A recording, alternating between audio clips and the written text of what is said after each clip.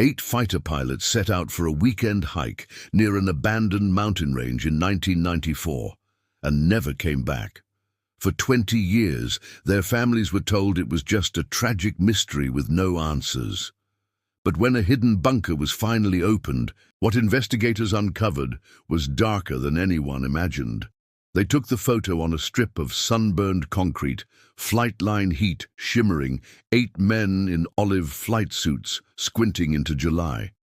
Someone had said, "Scoot in," and they did, shoulders touching, that easy male closeness you see in crews who've trusted each other at 300 knots. The picture ended up on refrigerators and mantles for a few months, then in drawers, then in boxes. It was the last time the valley saw all 8 together above ground. They weren't regular Air Force. They were Guard, weekend warriors, who put in more than weekends. The Echo County Air National Guard flew F-16s out of a hard-working base that smelled of hydraulic fluid and coffee. The men in the photo were the core of an informal circle everyone on base called the Ridge 8, because they kept volunteering for the mountain low-level route that threaded the state's western spine. They were Maggie Hal Benton, the steady one, mustache clipped neat; Captain Wes Doyle, smile like a billboard; Lieutenant Mark Preacher Rudd, could quote checklists and psalms in the same breath; Lieutenant Jason Ung, jaw set, eyes kind; Captain Tom Vale, hands always moving as if turning an invisible wrench; Lieutenant Steve Wrench Carr, former crew chief, new stick, old habits; Capt. Aaron Pike, the joker who remembered everyone's birthdays; and Lieutenant Dan Kincaid, quiet, quick, better at listening than talking. 8 pilots, no spectators. They trusted one another the way only people who've said, "Your 6 is clear" in real time can. On July 23, 1994, the base ran a long Saturday for conversion training. The 8 finished their academics before noon, ran sims, then turned wrenches on their own jets because the Guard culture made rank more flexible than manuals allowed. They were due back Sunday night for a safety brief. In between, they had a plan the command didn't need to hear about: drive up to the old Marrow Peak Range, decommissioned since '91, and hike the ridge to check out what Hal kept calling Cold War leftovers. Not trespassing, just historical curiosity. It wasn't unheard of. The mountain above the range was laced with relics: abandoned radar pads, concrete magazines with rusted doors, half-forgotten communications bunkers from a time when the valley expected Soviet bombers to come straight down the pass.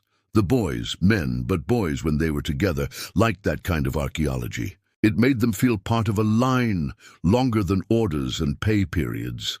They signed out at the base gate in 2 trucks, Hal's red F-150 and Dan's dented Bronco, tossed rucksacks into the beds, and headed west. A civilian contractor in the hangar heard Wes say, "Back Sunday, don't rat us out," and laughed. At Hanson's, they bought jerky, batteries, a 12-pack for after the hike. The cashier would tell the sheriff later that they'd been polite, that one of them had picked up a dropped penny and put it in the take-a-penny tray as if he couldn't leave disorder anywhere. The trailhead they used wasn't official. It was a logging spur gone to weeds, a gap in the firs where an old U.S. Army sign leaned at a funny angle. The trucks were found there 2 days later, doors locked, keys not in the ignitions. But that's getting ahead of the story. Back then, at 3 in the afternoon, they were 8 silhouettes moving up through dappled shade, joking about who would get stuck first, arguing about whether bunker was the right word for a storage. A vault. The air smelled of sap and hot dust. A hawk hung over the ridge like a prayer. Jason paused at a bend and looked down at the valley, runways, cul-de-sacs, the river's lazy copper. He tapped the St. Christopher coin his mother had given him when he got his commission and then made fun of himself for doing it. The Marrow Peak Range had been federal until the early 90s, then declared surplus and parceled to the state, with the stipulation, buried deep in legalese, that unexploded ordnance and secured facilities remained federal jurisdiction. The county treated it like a polite problem. Post a sign, put a chain across the obvious road, look the other way when hunters slipped in each fall.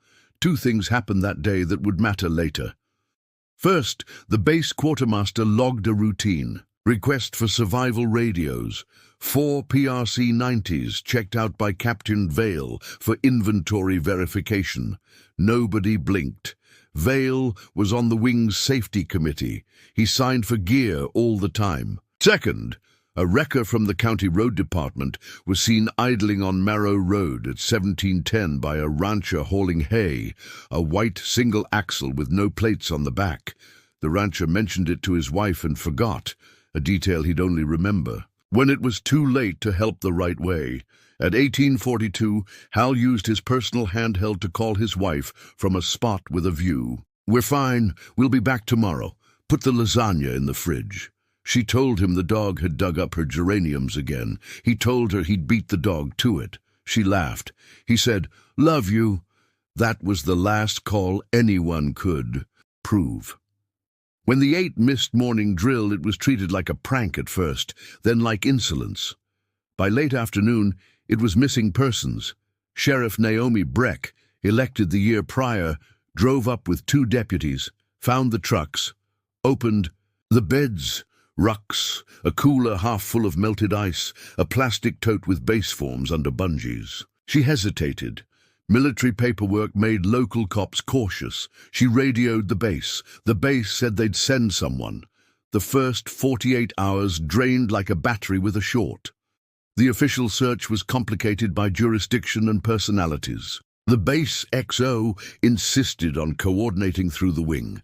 The sheriff insisted on ground grids done by people who didn't get lost when the trail got faint. The state insisted on an environmental assessment before any heavy equipment entered federal parcels marked as possibly sensitive, a term that meant nothing to families and everything to lawyers.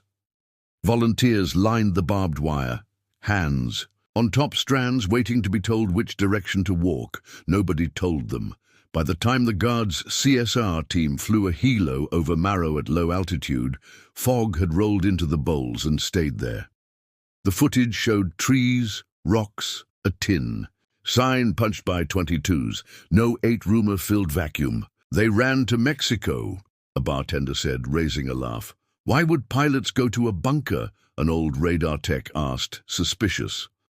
A retired major muttered that Hal Benton had been too familiar with a certain contractor who donated to the Wings Scholarship Fund. An IA, Inspector General inquiry, sprang up around procurement because procurement is where ghosts live. The inquiry produced 3 binders and no answers. The families began to leave casseroles on each other's porches because feeding grief is easier than quieting it. Sheriff Breck kept a notebook like a battlefield medic. Names, times, fragments, the useless, precious things people say when they want you to understand. Kincaid's sister broke down at her kitchen table and said, "He called on Friday night, said he'd bring Dad's wrench back Sunday. He was particular about tools. He wouldn't leave without returning a wrench." Naomi wrote it down even as a part of her mocked the detail. In bad cases, details save you from drowning in the ungraspable. They also drown you. On day 3, a Forest Service tech walking an old cut line found a padlock shackle in the brush, the kind used on government doors. Freshly broken, weathered.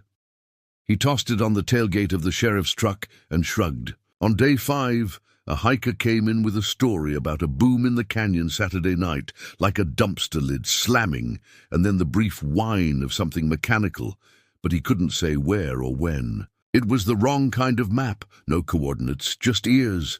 And then, for 20 years, nothing. The case didn't go cold. It cooled to the temperature of habit. The Ridge 8 became a phrase you said at fundraisers and funerals. The base named a conference room for them and held safety briefs under their photograph. Wives moved, remarried or did not. Parents planted trees or could not. The county changed sheriffs twice. The file in the evidence room acquired a smell. A reporter pitched a book and moved on to a sexier tragedy when the Pentagon denied her. Envoyés with boilerplate softness. Two small things happened in those 20 years that read like trivia until they didn't. In 1999, the state sold a sliver of the Marrow parcels to a utility for a microwave relay tower, then shelved the project. When funding slipped, in 2014, a new company bought the lease and hired a survey crew to clear the old service cut. This time with modern toys, LiDAR, magnetometers, a contractor who'd done work at Titan silo sites and knew what a false wall feels like when you thump it. On a bright September morning, the crew chief radioed the job foreman, "We've got a slab that's not a slab." The cut bank had slumped just enough to expose corners, impossibly straight corners, where bedrock should have been, meaningless. The crew brushed with gloved hands and found rebar ties in a grid, then a rectangle of rusted steel half hidden under duff. A little more brushing showed a welded handle recessed in plate. It wasn't a cave mouth, it was a door. They didn't open it. A lot of men would have. The crew chief had more sense than swagger. He flagged it, snapped photos, sent coordinates, and called the Forest Service office. The ranger, who had once dated Naomi Breck's deputy, called Naomi. Naomi, older now, hair threaded with grey, still the same careful posture, drove up with the deputy and stood looking at the rectangle while mosquitoes made a meal of their ankles. The plate was the colour of dried blood. Someone had painted words on it long ago with a stencil. The paint had gone, but the outline remained, readable if you knew how to squint. U.S. property, do not enter. That would have been enough to bring out agencies. It wasn't what made. Naomi lick her lips and forget to breathe, near the bottom. In a strip where rain runoff had polished the rust smoother than skin, someone had scratched 3 letters with something harder than a rock. Not deep, not formal, just a quick inscription like a man does when he knows time is brief. It said, R8. The foreman said, "What's that mean?" Naomi didn't answer. Her mouth worked without sound. She thought of 8 men in flight suits, in a photograph. She thought of a plastic tote under a bungee, in a truck bed with forms stamped in blue. She thought of the shackle a forest tech had tossed on her tailgate 2 decades ago, a near match to the kind of hardware she was squinting at now. They called it in, county, state, federal. The door was measured, sniffed, swabbed, and declared stable, but not for amateurs. The first agency man to arrive had the kind of briefcase that makes sheriffs bristle. He produced a letter citing jurisdictional clauses that boiled down to a polite step aside. Naomi stepped aside physically and stayed emotionally. While they argued paperwork in the shade, the utility crew's laborer, a kid barely older than the 8 in the photo, bent to pick up a thin rectangle stuck in the mud where the door met. The dirt.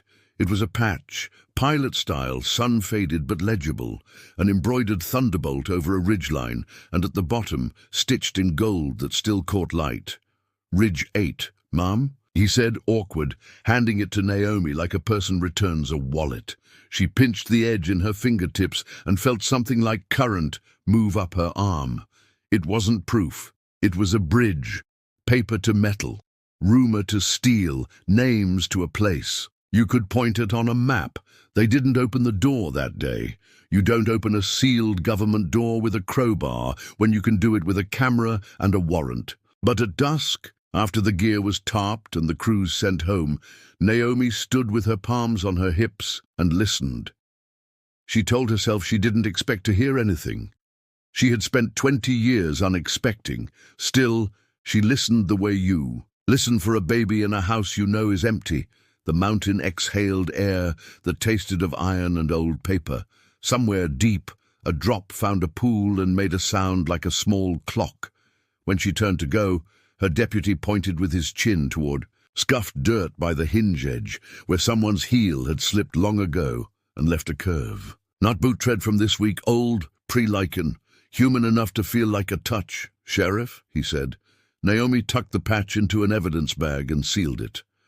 "We're finally going to hear what they were trying to tell us," she said. And then, because she had learned to promise only what physics can honor, added, "Or we're going to hear what was done to them." 2 days later, when the cutting torches finally traced orange halos around the hinge pins and the plate door moaned and gave and swung a careful handspan, stale air slid out that had not touched a lung since 1994.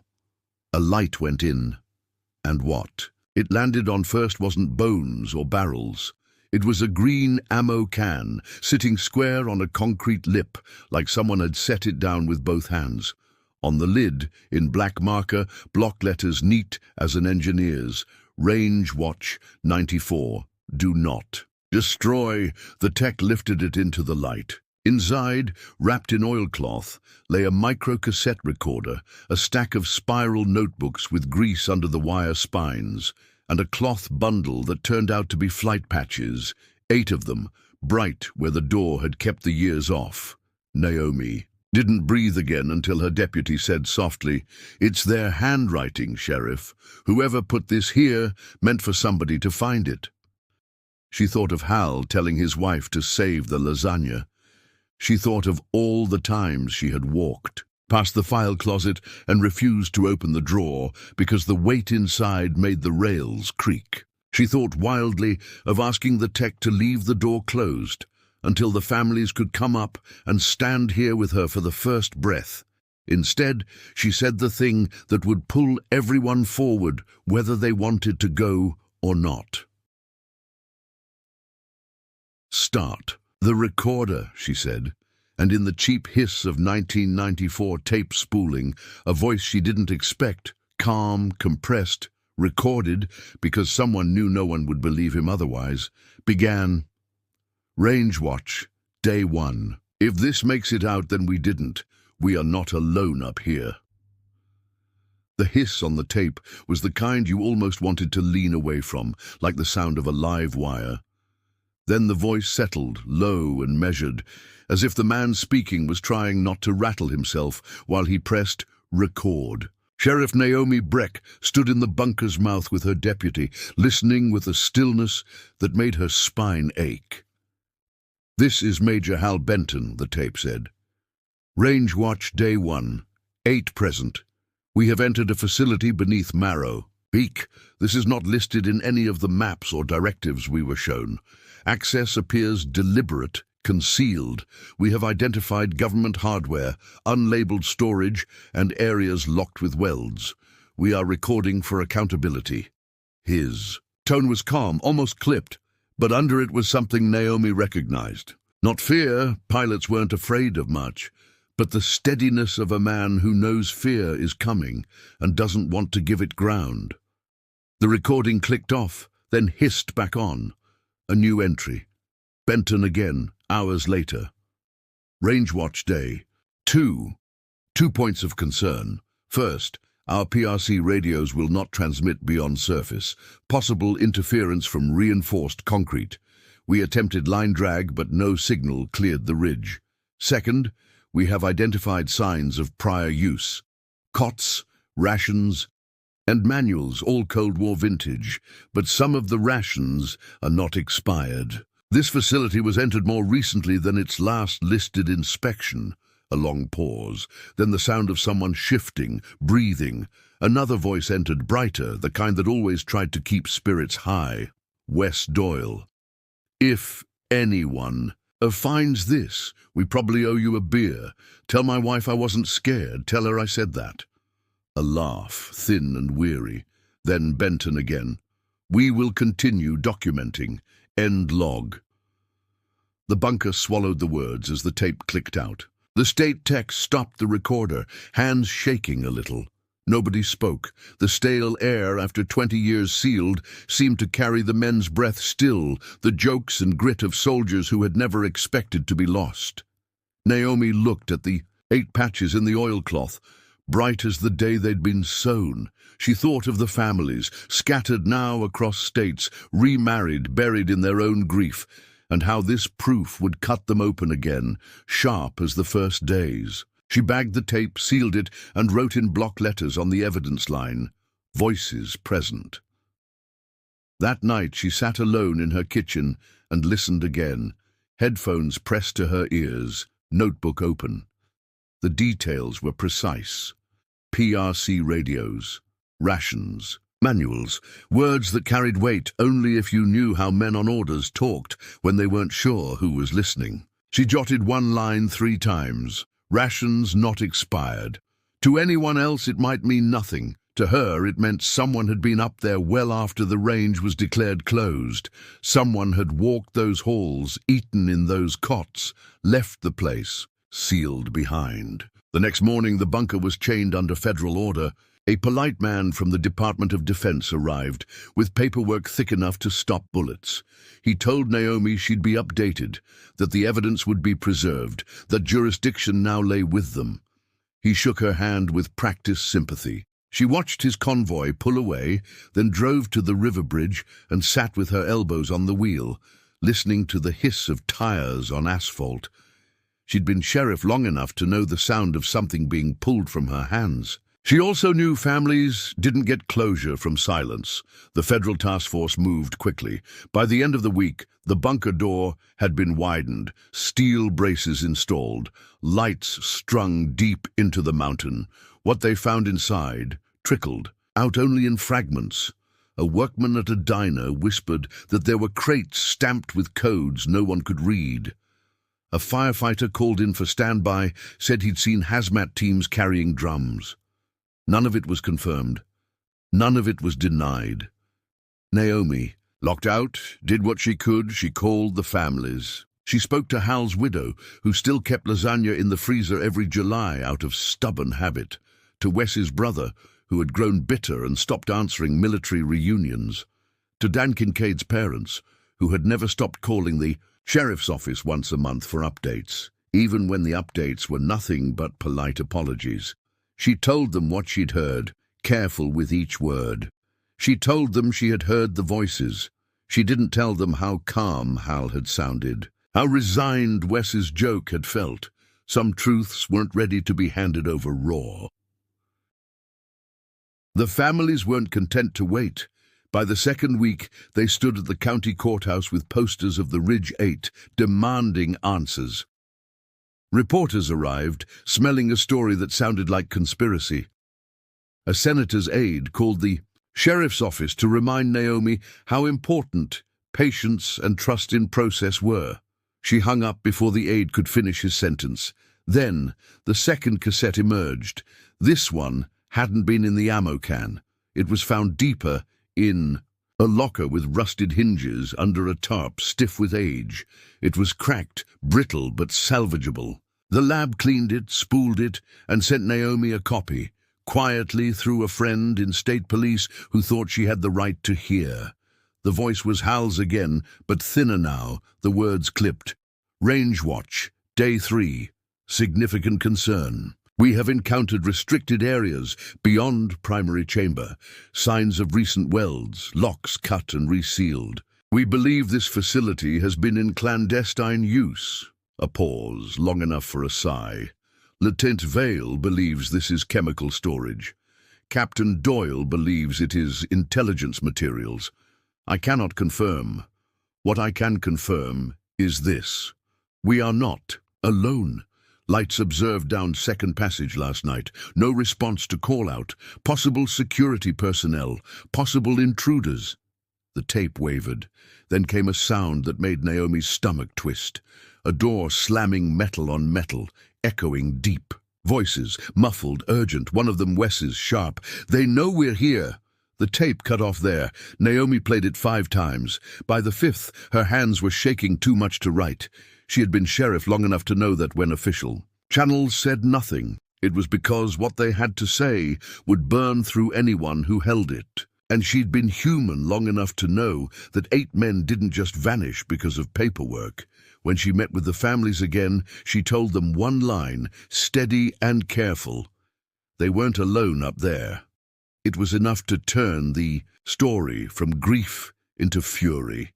The protests doubled. Reporters dug harder.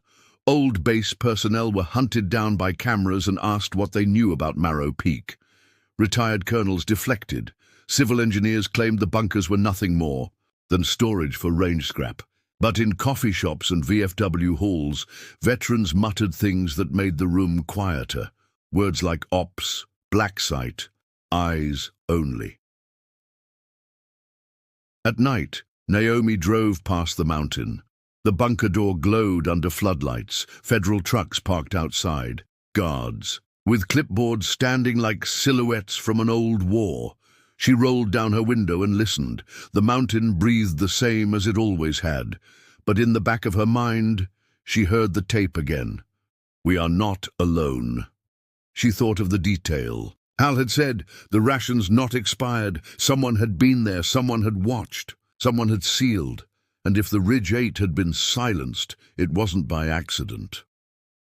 The third tape didn't surface in any official inventory. It came from a source Naomi Breck didn't even know she still had. Late one night, after the second, recording had already rattled through her mind until her dreams felt wired. She got a call from a number she didn't recognize. The voice on the other end was low, cautious. "Sheriff, you remember me? I was supply sergeant out at Echo back in '94. I'm in Montana now. You don't know my name anymore, but I kept something because I knew one day you'd need it." Said nothing, just listened. The voice went on. "They logged those pilots as AWOL in the files, not missing, not presumed lost." AWOL. Do you know why? Because it meant no investigation required under base regs. It meant paper ended right there. But AWOL wasn't true. I signed out survival radios to Vale the day before they went up. I logged them in the book. And 3 days later, an officer I'd never seen before told me to white out the entry and rewrite it. Said the radios had never been issued. I didn't erase. I tore the page out. I mailed it to myself in Montana. It's still in the envelope. "Do you want it?" Her throat was dry when she answered. "Yes." 3 days later, a battered envelope arrived. Inside was the torn log page, yellowed with tape. "Clear as daylight, July 22nd, 1994, PRC 90 Radios X4, signed to Captor T. Vale." The next line was scratched through, and above, in a different pen, faintly smudged, "Entry void, mislogged." It wasn't a cassette, but it was louder than a tape. It meant the 8 had gone in equipped. They hadn't wandered into the bunker as curious trespassers. They had radios, comms, survival gear. They had a plan. Naomi laid the page on her kitchen table and stared. Proof always starts with paper. And paper this old could burn through 20 years of lies, if the families could get it in front of the right eyes. The right eyes weren't easy to find. The Pentagon had already stonewalled reporters with boilerplate about declassified facilities, and no evidence of foul play. But this was evidence. She scanned it, made 3 copies, mailed one to herself in case the house burned. She mailed another to a lawyer in Denver who had taken up the family's civil petition pro bono. Meanwhile, the bunker itself was becoming a theater. The feds widened the access, dragged in generators, cut open lockers. Workers carried out sealed crates under tarps. When asked, officials said it was all archival materials and training waste. But one night, a firefighter stationed at the perimeter whispered to Naomi's deputy in the diner parking lot that he'd seen stenciling on one crate before the tarp went over. It said, "Chemsec, handle only with mask." The deputy repeated it to Naomi, his eyes unsettled. She wrote it down but didn't tell the families yet. Rumors were wild enough already. Hunters swore they'd seen unmarked helicopters land near the ridge at night. A rancher claimed he'd found tire tracks not 2 weeks old where there should have been none. The families latched onto every whisper, every sighting. They wanted proof, not just voices on tapes, not just scraps of paper. Proof came in the form of a spiral notebook. It was found when a survey crew stripped brush from the slope above the bunker to make room for floodlights. The ground gave way under a root ball, and in the hollow below, a plastic-wrapped bundle slid into daylight. Inside, a notebook with grease stains, the kind you buy from Base Exchange for $1, and handwriting cramped but strong. The name on the inside cover, Lati Jason Ung Naomi, read the first page with hands trembling. Day 1. We have entered facility, spirits high. Range watch underway. Day 2. Radio transmissions blocked. Disagreement about function of this site. Benton says storage. Vale says intel. I say too many locks for just storage. Day 3. Lights in the passage. They don't answer back. Benton says we should leave. Door was locked behind us. We can't leave. The next pages were worse. Day 4. Food still edible. Rations newer than expected. Vale says someone maintained them. I hear footsteps when others sleep. Nobody believes. Midday 5. Wes swears he saw a man in the hall. No response when hailed. We are being watched. The final entry Naomi read before she had to close the book. Day 6. Hal made me write this. If this book is found, tell my mother I thought of her. Every day, tell her I prayed. If this is found, it means we didn't walk out. She pressed the book shut, held it to her chest, and felt her own heart slam against it. She could hear Jason's voice in her head, not because she had known him well, but because his words sounded like any son writing into the dark. The families got copies of the first pages, not all of them. Naomi made the choice, an unforgivable one maybe, to hold back the lines about footsteps, about being watched. She told herself it was for their sanity. She told herself it was because rumor already chewed everything it touched. But in the quiet of her office, she admitted she wasn't ready for them to know the 8 had been hunted like prey. The Denver lawyer went public with the radio log. He called a press conference, held the page high, and said, they were not a wall. They were sent into a live facility, and they were sealed there. The words made the evening news. The Pentagon denied again, but the footage of the torn log page, the signatures visible, hit the screen anyway. For the first time, the families weren't dismissed as clinging. They were believed. That night, Naomi sat in her truck at the ridge line, watching the bunker glow under floodlights. She thought of the tapes, the notebook, the page torn from a log. And she thought of the voice on the second cassette, urgent and sharp. They know we're here. If Jason had written footsteps, if Wes had said lights, if Hal had recorded locks cut and resealed, then whoever had been in that bunker with them wasn't accident or chance. It was presence, it was surveillance. It was decision. The Ridge 8 hadn't just vanished into a mountain. Someone had chosen for them not to walk out. The notebook from Lieutenant Jason Ung was more than paper. It was a pulse. Reporters pounced, lawyers sharpened questions, and suddenly, the Pentagon's boilerplate press releases sounded thinner than the mountain air. They could dismiss tapes as misinterpreted training logs, could call the first cassette fabricated audio, but they couldn't explain why a notebook buried in a sealed slope carried a man's name and his hand, line for line, praying. For his mother on a date in July 1994, Naomi Breck knew the families needed to see the full thing eventually, not just the edited excerpts she had allowed out. But every time she looked at the page where Jason wrote, "We are being watched," her stomach knotted. It wasn't just fear, it was responsibility. If she let that line into the wild, rumor would consume it and distort it until the truth was unrecognizable. And yet truth had a way of leaking anyway. By the third week of excavation, the federal team had posted uniformed guards at the bunker entrance. Not soldiers, contractors, men with square jaws and no name tapes.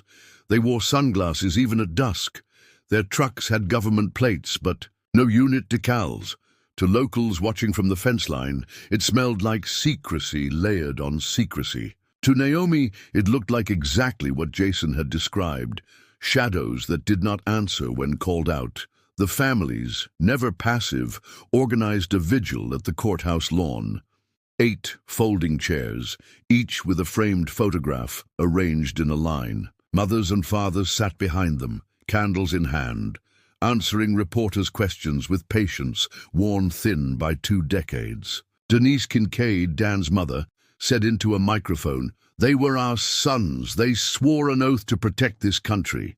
If the country left them to die in a hole, then the least we deserve is the truth. The clip ran on 3 networks. That night, Naomi's office phone rang until midnight, most of the calls anonymous, some hostile, a few sympathetic. One caller stood out, a man's voice, deep, careful.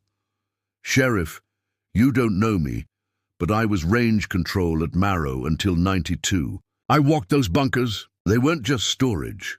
We were told to catalogue them as training facilities on paper, but inside were racks of canisters, drums, and comms gear that didn't belong to us.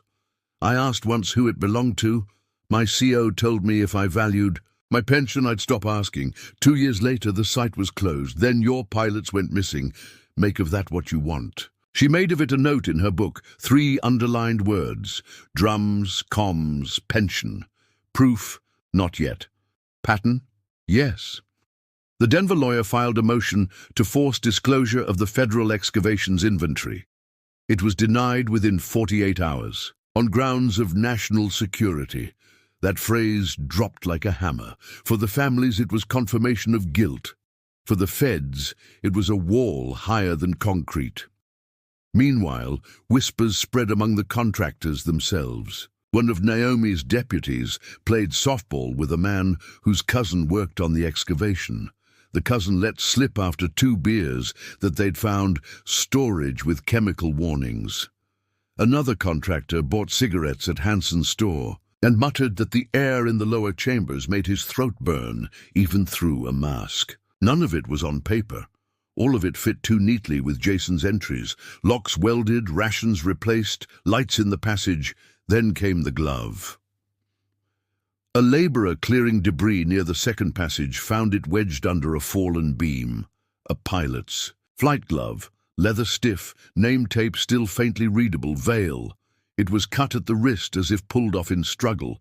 Inside, forensic techs later found trace skin cells, not just of Tom Vale, but of another man, profile unknown, not matching any of the Ridge 8. When Naomi saw the lab report, she sat in her office and stared at the ceiling. It was the cigarette butt all over again, like the miners in Redbird she'd heard about years before. Always the same story. Evidence that someone had been there who wasn't supposed to be. Someone alive, deliberate, silent. She told the families about the glove, but not the lab result. Not yet. To them, she said, it proves they reached the second passage. They left more than tape. They left themselves. To herself, she said, it proves they weren't alone when they died. Pressure built like steam in a sealed chamber. A retired colonel broke ranks on national radio saying, if there were unauthorized stores up there, that would have been a violation of treaties in place at the time. Treaty. The word hung heavier than chemicals. Reporters seized on it. Were the Ridge 8 silenced because they'd stumbled on weapons that weren't supposed to exist? The Pentagon doubled down, calling it speculation, citing unreliable sources. But the more they denied, the more the family's stories carried weight. Naomi could feel the tide shift. Locals who once avoided eye contact were now stopping. Her in diners, pressing her hand, saying, don't let them shut you out. Then the 4th tape surfaced. Unlike the others, this one wasn't in the bunker. It was mailed anonymously to the Denver lawyer's office, postmarked from Utah. No return name. Inside the padded envelope was a cassette labeled in thick marker. Day 6. The voice was Benton again, but hoarser, strained. Range watch, day 6. Food supplies intact. Spirits low. We have confirmed we are locked in. Passage to surface welded. We attempted breach, unsuccessful. No response to repeated calls. We have observed men in lower corridor carrying equipment, not U.S. uniforms. They avoid contact. We believe we are being contained deliberately. Static. Then another voice. Vales. Urgent. We found drums, marked hazardous, not training waste. This is stockpile. This is... The tape cut off in a squeal as if stopped mid-word. When Naomi played it in her office, her deputy swore softly. She just pressed her fingers into her temples until spots danced. Stockpile. The word carried weight like treaty had. It meant motive. If the 8 had stumbled onto chemical storage, the kind not meant to exist under US soil, then their deaths weren't tragic misadventure. They were erasure. That week, federal trucks began hauling sealed containers down from the mountain at night. Locals snapped photos, olive drab drums strapped on flatbeds, escorted by unmarked SUVs. The government called them archival waste. The families called them what the pilots had said, stockpile. The vigil at the courthouse swelled. 8 chairs became 800 candles. Denise Kincaid stood with Jason Ung's notebook in her hands and read his line aloud. "If this is found, it means we didn't walk out." The crowd repeated it back, a chant in the dark, each voice rough with cold and anger. Naomi stood at the edge, hat low, feeling the weight of every choice she had made to hold back details, to shield the families, to shield herself. The time for shielding was over. She knew it. The mountain had given up enough now that the lie could not be resealed, but in her bones she also knew. If the Ridge 8 had been silenced to keep a stockpile secret, then there were men still alive who had ordered that silence. And those men would not give up their secrets without a fight. When she went home that night, the notebook and the tapes locked in her safe, Naomi found a letter shoved under her porch mat. No return, just typewritten lines on white paper. "Sheriff Breck, you have enough to see it for what it was. Stop digging, or you'll end up like them." She sat in the dark kitchen, the letter trembling in her hand, and thought of Hal's calm voice. On day 1 of Wes's joke, of Jason's prayer to his mother, she thought of the glove with 2 men's skin in it, of the drums on trucks, of the patch bright in oilcloth after 20 years, and she said aloud to the empty house, "I can't. Stop now, not when they're still talking." The letter under Sheriff Naomi Breck's porch mat kept her awake for nights, not just because of the threat, but because of the word choice. You have enough to see it for what it was. That wasn't just intimidation. That was someone acknowledging the truth, as if daring her to say it out loud. The kind of phrasing that felt military, bureaucratic. Language written by someone who had been trained to disguise admission inside denial. She carried it in her jacket pocket when she drove to the courthouse 3 mornings later for another vigil. Families were already gathered, shoulders hunched against October chill, candles burning even in daylight. A television crew aimed lenses at Denise Kincaid, who now spoke with the rhythm of someone who'd had 2 decades to practice her grief. "They told us it was mystery. They told us to move on.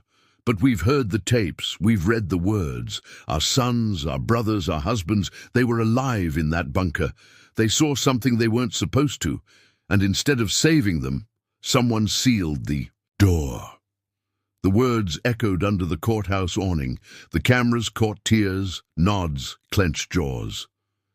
Naomi stayed at the back, her badge hidden under her coat, but her throat burned. She wanted to step forward and hold up Jason Ung's notebook for the world, wanted to play the 2nd and 4th tapes through a loudspeaker, let everyone hear Hal's calm, Wes's nervous laugh, Vale's last urgent syllable before the tape had cut.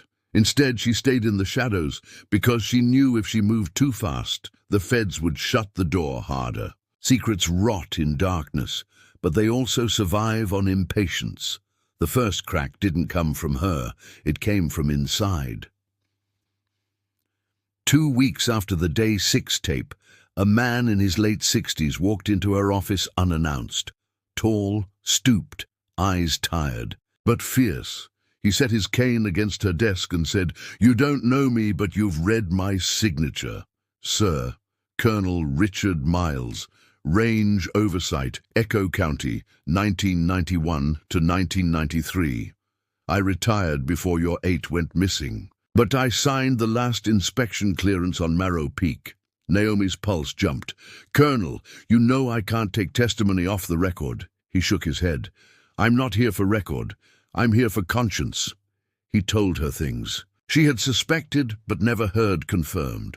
That in 1992, units under his command had been ordered to warehouse legacy material in the Marrow bunkers.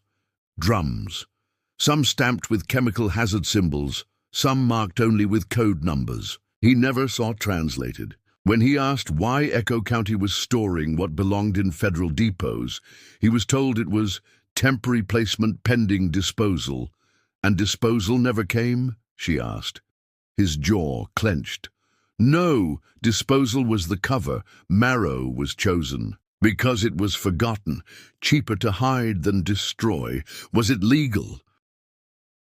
He let out a laugh so bitter it chilled the room. You already know the answer. If it had been legal, they wouldn't have sealed it behind welds and told us not to ask questions. Naomi stared at him, pen forgotten in her hand. Then why? Tell me now. Because I watched your press. I heard those voices on the tapes, Benton, Doyle, the others. I knew them. I trained them. And I can't let their families die wondering. She asked if he'd go public. He said no. His lungs were failing. His pension was his wife's lifeline. But you can use my words. You can say a colonel told. You stockpiles were there in '92. You don't need my name. She saw the fear behind his eyes. Fear wasn't cowardice. It was survival. He had kept quiet for 20 years because silence had fed his children. But now, silence was heavier than shame. She wrote everything down. And when he left, she copied his words into the notebook margin where Jason Ung had written, "We are being watched." Proof layered onto proof. That same week, a contractor from the excavation broke ranks. Anonymous, a distorted voice on a late-night call-in program said he had seen dozens of drums, not scrap, not training debris, but active chemical storage. He said some drums had been removed before the media was even allowed close to the fence line. "They're disappearing evidence while you watch the candles burn," he told the host. The Pentagon dismissed it as conspiracy radio. But the next morning, photos hit the internet. Grainy shots of convoys leaving Marrow Ridge at night, flatbeds carrying strapped barrels, unmarked SUVs behind them. The photos weren't sharp, but they were enough to ignite. Now, even senators were asking questions. A hearing was proposed. The word cover-up appeared in bold in national papers. Naomi wasn't naive. She knew hearings could be theater, but theater mattered when families needed a stage. She sent the Denver lawyer the glove report, the one showing veiled skin cells and an unknown male profile. It hadn't been cleared for release, but she gave it anyway. Within 48 hours, it was on television. The caption screamed, "Who was in the bunker with them?" That was the turning point. Until then, the mystery had been about what the Ridge 8 stumbled onto. Now the story turned to who kept them there. Threats intensified. Naomi's tires were slashed outside the courthouse. An anonymous email hit her inbox. "Sheriff, graves aren't the only thing mountains can hold." She printed it, put it in a folder with the porch letter. Evidence, not intimidation, but she wasn't the only one in danger. One night, Denise Kincaid's phone rang with static and a whisper. "They'll never find Dan. Stop digging." Denise collapsed sobbing, clutching her chest, rushed to hospital for observation. The families grew more determined. The vigils turned to marches. Candles became megaphones, and then came the tape no one expected. It wasn't from the bunker. It wasn't mailed. It was found in the base archives, mislabeled under Training Debrief 1994. A young archivist flagged it because the voices didn't match training tone. On the reel, Hal Benton again, voice ragged. "Day 8. This may be final. Food nearly gone. We attempted breach again. No success. Heard machinery below. Vale insists they're moving the drums out. Doyle believes they're waiting us out. Kincaid says door welded from outside. I agree.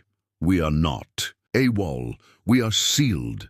And then, chilling, another voice, not one of the 8, deeper, authoritative, clipped. "This record is unauthorized. Cease." A struggle, a scuffle, muffled shouts. The recording cut in a squeal. When Naomi heard it, her breath froze. Proof not just of their presence, but of another man, someone with authority, physically there, silencing them. She called the Denver lawyer at once. He nearly shouted through the phone. Sheriff, that's murder on tape. Murder or erasure. But either way, no longer accident. That weekend, thousands came to Miller Hollow for the largest march the valley had seen. Reporters broadcast live from candlelight processions, children holding Ridge 8 patches printed on cardboard. Chants rose into the dark, not AWOL, sealed. Naomi walked among them, coat collar up, hat low, feeling the mountain loom behind like a presence that could still crush. She thought of Hal's steady tone, Jason's cramped letters, Vale's last syllable, the glove with two men's DNA. She thought of Colonel Miles whispering about pensions and canisters. She thought of the anonymous voice telling her she had enough to see it for what it was. The story was no longer just hers to carry. It belonged to the country now, and still, she knew the bunker had one more secret. The excavation logs listed one final chamber, sealed by collapsed rock. Officially, unsafe, not recommended for breach. Unofficially, it was marked in Roy's sketches with two words. Ops room. Naomi underlined it in her notebook. Ops room meant command. Ops room meant decisions. Ops room might mean names, and if the Ridge 8 had scratched their last words anywhere, it would be there. The phrase, ops room, stuck in Naomi Breck's head like a tick. It was scribbled in pencil on a declassified facility sketch, two words nearly smudged away, circled once in a heavy hand. She'd underlined it in her notebook 3 times, and each time she did, her hand pressed harder than the last. Ops room meant command. Command meant intent. Intent meant accountability. The feds, of course, wanted it sealed. Official excavation logs called the chamber structurally unstable, collapse hazard, not suitable for entry. Contractors whispered about rebar twisted like pretzels, about gas readings that pegged meters, but Naomi had been in law enforcement long enough to know the shape of bureaucratic excuses. She had read too many reports where unstable meant inconvenient, and not suitable meant dangerous for reputations. The families weren't fooled either. Denise Kincaid, now the loudest of the mothers, stood at a press podium and held up Jason. Ung's notebook. They told us not to enter, she said, voice shaking but clear. But if our sons wrote, if they scratched their last words, if they begged in there, then we have to. I don't care if it collapses on me. At least we'd be with them. Cameras caught every syllable. Pressure mounted. By November, senators were demanding independent review. A federal judge ordered photographic survey of the final chamber.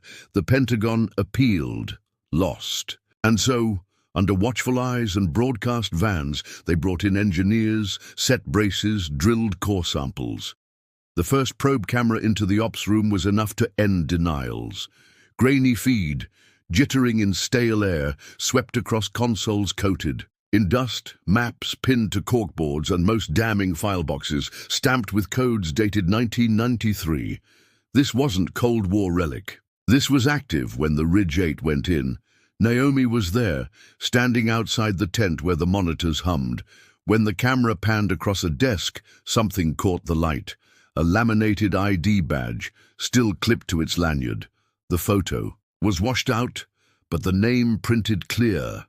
Pierce Randall M. The room went silent. Contractors exchanged looks.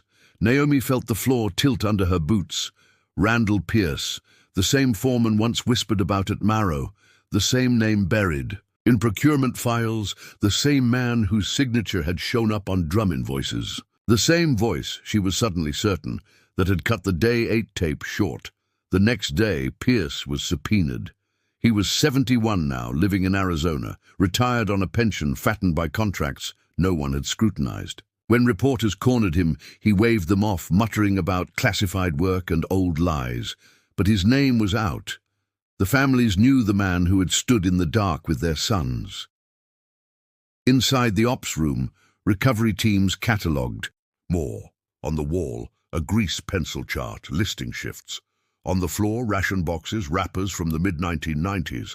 On a clipboard, still legible, surveillance, Ridge team, hold.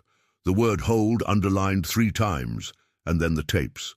Not microcassettes like Hal's, but VHS reels stacked in crates, most degraded, but a few salvageable. When played, they showed grainy footage of corridors, shot from fixed cameras, time-stamped July 1994. The images flickered, black and white, but movement was clear. The Ridge 8 alive, carrying packs, moving as a unit. They paused at intersections, looked upward when a door slammed. Naomi's throat closed, watching it. There they were, proof beyond rumor, beyond grief, proof they had lived, breathed, walked. One reel showed Vale stopping to tie his boot, Doyle gesturing him forward. Another caught Benton pulling Ung into cover as a shadow moved down a hallway, and then, in the far edge of the frame, the shadow resolved into a man with a clipboard, wearing fatigues, turning to stare directly into the camera before walking out of sight. The timestamp, July 27, 1994. 2 days after the 8 had last been seen at Hanson's store. The room where the reels were found also held notes, scribbles on yellow pads, half legible. One line made Naomi's stomach knot, containment until relocation confirmed. Another, drums priority, personnel secondary. Personnel. The Ridge 8 reduced to personnel secondary. When fragments of the reels aired on television, faces, blurred timestamp circled, outrage exploded. The Pentagon could not deny what was in front of millions. The Ridge 8 had not vanished in mystery. They had been alive in a government facility days after their supposed AWOL classification. Public hearings began. Naomi was called to testify. She brought Jason Ung's notebook, the glove, the porch letter, the Day 8 tape. She looked senators in the eye and said, "The evidence proves they were contained deliberately. It proves their disappearance was not accident, not misadventure. It was decision." Pierce was dragged into a hearing weeks later. He looked shrunken, his voice a rasp, but he admitted enough between denials to confirm complicity. "We were told to secure," he said. "We were told not to interfere. We didn't choose who. Lived or died?" A senator leaned forward. "You welded doors with 8 American servicemen inside. How is that not a choice?" Pierce stared at the table. "It was above me," he whispered. Naomi, watching from the gallery, felt no satisfaction. Above me meant names higher still, names that might never surface. Meanwhile, engineers forced a full breach of the ops room. In the far corner, they found a final spiral notebook, water-stained but readable. The hand was shaky, but the name signed at the back, clear. Lilton Dan Kincaid. Day 9. Food gone. Air heavy. We know now they will not open. We hear movement, but they do not come. If found, tell my parents I returned the wrench. Tell them I kept my oath. Tell them we did not leave by choice. We were left. Naomi read the page aloud at a vigil. Families wept openly. Strangers wept too. Even hardened deputies wiped their faces. But what struck Naomi most was that last line, etched in smudged pencil. We were left. It was accusation and epitaph in 3 words. The cover-up collapsed after that. Federal officials scrambled, investigations launched, indictments whispered. Pierce was charged with negligent homicide. Procurement. Officers were hauled before grand juries. Old contracts were subpoenaed, showing funds diverted, materials misclassified, disposal falsified. But none of it brought the Ridge 8 back.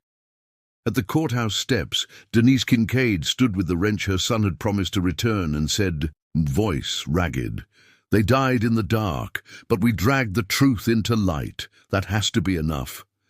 Naomi wasn't sure it was, but she knew one thing.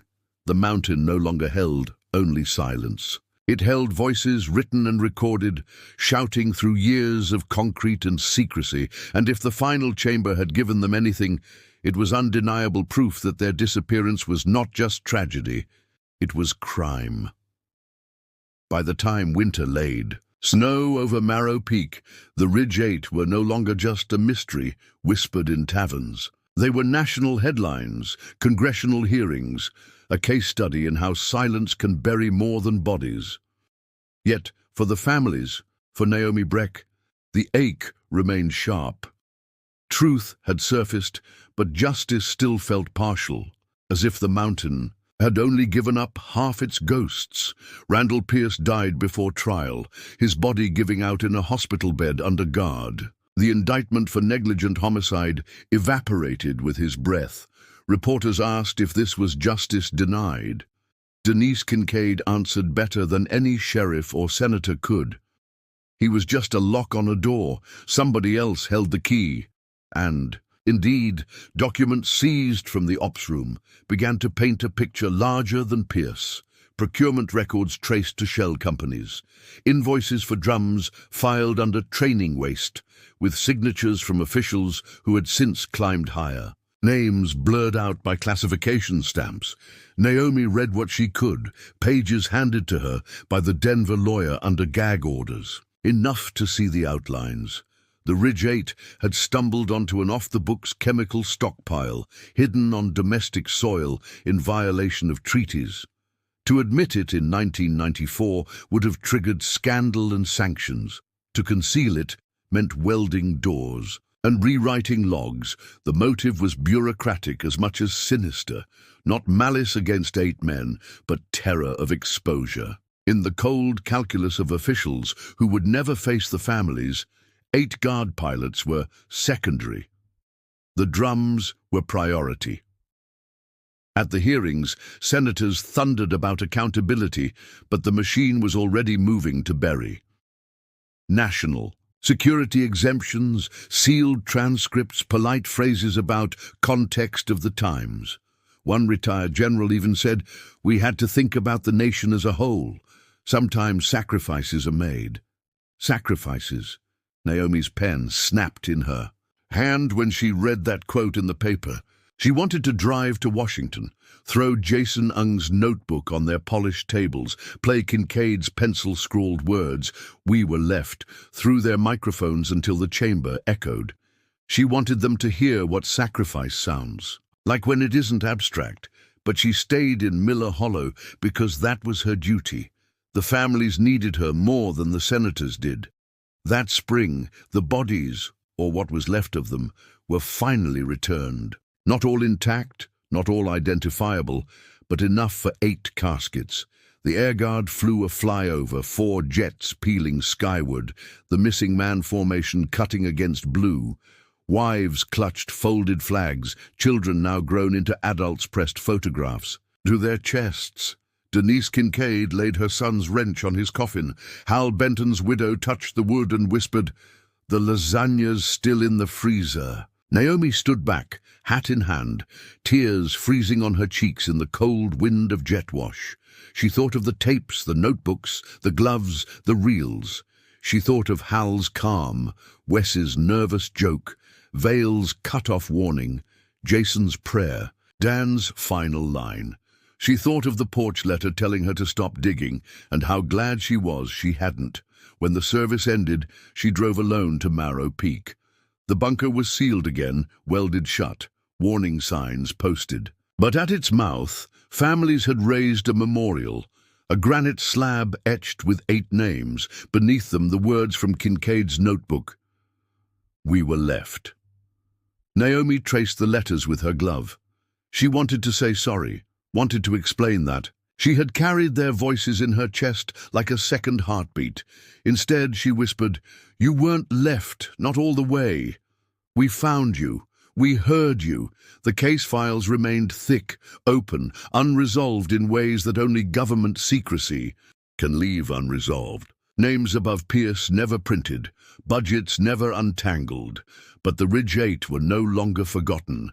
Their faces, their words, their evidence lived in public memory. That mattered. In her final year as sheriff, Naomi visited each family one. Last time, Hal's widow in her kitchen, Jason's parents on their porch, Doyle's brother at the VFW, Vale's sister in Denver. She told them each the same. I can't give you all the answers, but I can promise you this: your sons didn't run. They stood together and they were betrayed. And the world knows it now. Some cried, some nodded, some just stared at her, with eyes so hollow she felt herself falling in. But each thanked her for not closing the drawer, for not letting the 8 fade into rumor. On her last day in uniform, Naomi placed the original notebooks, tapes, and the wrench into a locked case, labeled Evidence Never Destroy. She wheeled it into the county archives herself. When the clerk asked if it should be sealed, she said, "No, keep it accessible. Someone will need it again. Secrets always circle back." That night she drove one last time up Marrow Road, parked by the chain, and sat listening to the mountain. The wind sifted through the pines like voices layered on voices. For a moment she imagined she heard the scrape of boots, the hiss of old tape, the whisper of Jason's pencil. She whispered back, "Still here," and the silence after felt like answer.